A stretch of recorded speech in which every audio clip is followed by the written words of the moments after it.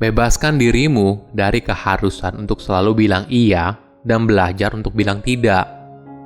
Halo semuanya, nama saya Michael. Selamat datang di channel saya, Sikutu Buku. Kali ini, saya akan bahas buku The Power of No, karya James Altucher. Sebelum kita mulai, buat kalian yang mau support channel ini agar terus berkarya, caranya gampang banget. Kalian cukup klik subscribe dan nyalakan loncengnya. Dukungan kalian membantu banget supaya kita bisa rutin posting dan bersama-sama belajar di channel ini. Buku ini membahas untuk belajar bilang tidak. Kata tidak kadang merupakan kata yang sulit terucap, tapi penting untuk mengetahui kapan kita harus bilang tidak. Apakah kamu sering bilang iya, padahal sebenarnya kamu merasa tidak? Misalnya, ajakan teman kamu buat nongkrong, kerjaan yang buruk, atau hubungan percintaan yang tidak serius. Ketika kamu belajar untuk bilang tidak, kamu akan menyelamatkan dirimu sendiri. Kamu tidak membuang waktu dan energi untuk hal yang sebenarnya tidak kamu inginkan. Dan pada akhirnya, kamu akan siap untuk mengatakan iya pada hal yang membuat hidupmu jauh lebih baik. Saya merangkumnya menjadi 3 hal menarik dari buku ini. Yang pertama, pilih orang yang tepat. Dalam hidup, kita punya waktu yang sangat terbatas. Setiap harinya, kita pasti akan membuat pilihan. Entah itu pilihan yang membuat kita bahagia, atau malah membuat kita menderita. Tentunya, apabila kamu ingin hidup lebih baik, kamu harus memilih apa yang baik bagi hidupmu. Contohnya seperti ini. Memilih untuk menolak ajakan untuk makan tidak sehat. Selain itu, jauhkan dirimu dari orang yang negatif. James memberikan tips yang menarik. Tuliskan daftar orang yang berinteraksi denganmu minimal 5 kali dalam seminggu. Setelah itu, berikan nilai dari 1 hingga 10 tentang bagaimana interaksi kamu dengan dia. 1 adalah untuk interaksi paling buruk, dan 10 adalah untuk interaksi yang paling baik. Jika kamu sudah memberikan nilai, mulailah untuk fokus pada orang yang kamu beri nilai 8 ke atas. Habiskan banyak waktumu dengan mereka, dan kurangi waktu interaksimu dengan orang yang kamu beri nilai di bawah itu, apalagi di bawah angka 5. Awalnya memang tidak mudah, tapi ini merupakan latihan untuk memilih siapa orang yang perlu ada di dalam lingkaran terdekatmu. Ketika kamu dikelilingi oleh orang yang tepat, maka hidupmu akan jauh lebih bahagia. Penulis lain dari buku ini, yaitu Claudia, yang merupakan mantan dari istri James, punya kecenderungan yang unik sebelum dia menikah. Claudia punya kecenderungan untuk mengejar pria yang belum dan tidak siap untuk berkomitmen. Pada contoh kasus yang ekstrim, dia bahkan mengejar seorang pria hingga 2 tahun. Claudia meyakinkan dirinya kalau dia jatuh cinta pada pria itu, padahal mereka hanya berjumpa 4 kali dalam 2 tahun. Akhirnya, dia sadar kalau ada yang salah dengan dirinya. Claudia punya kecanduan pada cinta yang bertepuk sebelah tangan. Dari situ, kemudian dia belajar untuk bilang tidak. Awalnya pada pria yang belum siap untuk berkomitmen, dan selanjutnya pada kecanduannya. Untuk bisa pulih dari kecanduan itu, Claudia bergabung dalam grup dukungan yang membantu mempersiapkan dirinya untuk hubungan percintaan yang lebih sehat. Hingga akhirnya, Claudia bertemu James dan menikah selama 5 tahun. Kedua, berhenti lakukan apa yang tidak kamu suka. Bagi kebanyakan orang, kata tidak adalah kata yang tabu.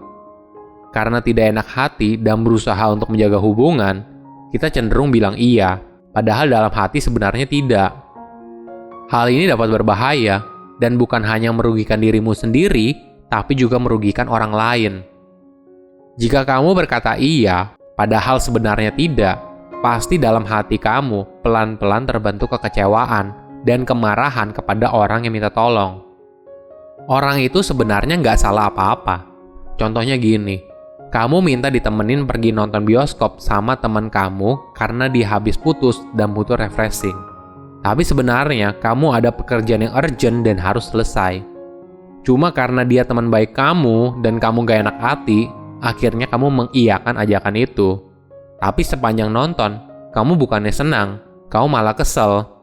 Kesel ke teman kamu yang ajak nonton di waktu yang tidak tepat, dan kesel pada diri kamu sendiri kenapa mengiyakan ajakan itu. Kenapa hal ini bisa terjadi? Hal ini disebabkan sedari kecil kita sudah diajarkan kalau bilang tidak itu artinya tidak baik, gak perhatian, gak penolong, melukai perasaan orang lain, dan sebagainya. Padahal orang lain punya hak untuk meminta, tapi kamu juga punya hak untuk menolak. Ketika kamu bilang tidak, kamu tidak menolak orangnya, tapi yang kamu tolak adalah permintaannya.